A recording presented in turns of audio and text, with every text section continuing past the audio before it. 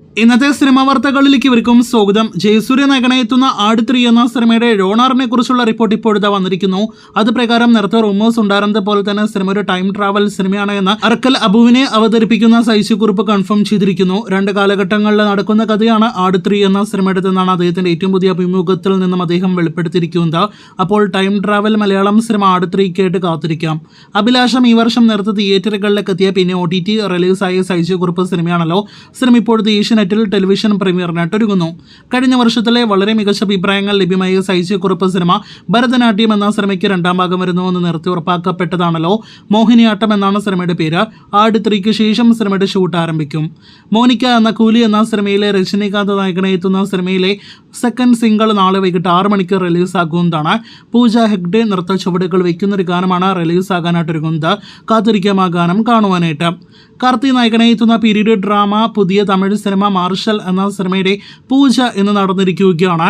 തമിഴ് സംവിധാനം ചെയ്യുന്ന സിനിമയിൽ കല്യാണി പ്രിയദർശനാണ് നായിക വേഷത്തെ അവതരിപ്പിക്കുന്നത്. ചിത്രത്തിൽ മലയാളത്തിൽ നിന്നും നിവിൻ പോളി അഭിനയിക്കുന്നു എന്ന റിപ്പോർട്ടുകളുണ്ട്. കൺഫേം ആകട്ടെ എന്ന് ആശംസിക്കാം. ഒഫീഷ്യൽ പ്രഖ്യാപനത്തിനായിട്ട് കാത്തിരിക്കാം. ധനുഷിന്റെ പുതിയ സിനിമയുടെ പൂജ എന്ന് നടന്നിരിക്കുന്നു. ധനുഷിന്റെ 54ാമത്തെ സിനിമയുടെ പൂജയാണ് നടന്നിരിക്കുന്നത്. പോർത്തോഡിൽ എന്ന വിജയ സിനിമയുടെ സംവിധായകൻ വിഘ്നേഷ് രാജ സിനിമ സംവിധാനം ചെയ്യുന്നു. ബാഹുബലി തിയേറ്ററുകളിലേക്ക് എത്തിയിട്ട് 10 വർഷം പിന്നിട്ടിരിക്കുകയാണ്.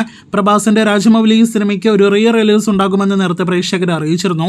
2 ഭാഗങ്ങളും കൂട്ടിയിണക്കി ഒരൊറ്റ ഭാഗമായിട്ട് ബാഹുബലി ദി എപ്പിക് എന്ന പേരിലാണ് റിലീസിനായിട്ട് സിനിമ ഒരുങ്ങുന്നത്. ഇന്ന് ഈ കാണുന്ന പോസ്റ്റർ പുറത്തുവിട്ടുകൊണ്ട് അക്കാര്യം ഒഫീഷ്യലായിട്ട് സ്ഥിരീകരിച്ചിരിക്കുകയാണ് സിനിമയുടെ അണിയറ പ്രവർത്തകർ. ഈ വർഷം ഒക്ടോബർ 31 തെലുഗു, തമിഴ്, മലയാളം, ഹിന്ദി ഉൾപ്പെടെയുള്ള ഭാഷകളിൽ റിലീസ് ഉണ്ടാകും. പ്രിൻസ് ആൻഡ് ഫാമിലി അടുത്ത കാലത്ത് ദിലീപിന്റെ ഏറ്റവും മികച്ച കളക്ഷൻ നേടിയെടുത്ത സിനിമയാണല്ലോ. ലിസ്റ്റിൽ നിർമ്മിച്ച് ദിലീപ് നായകനെ എത്തിയ പ്രിൻസ് ആൻഡ് ഫാമിലി C5 തരംഗമായിട്ട് ഓടിക്കൊണ്ടിരിക്കുന്നു.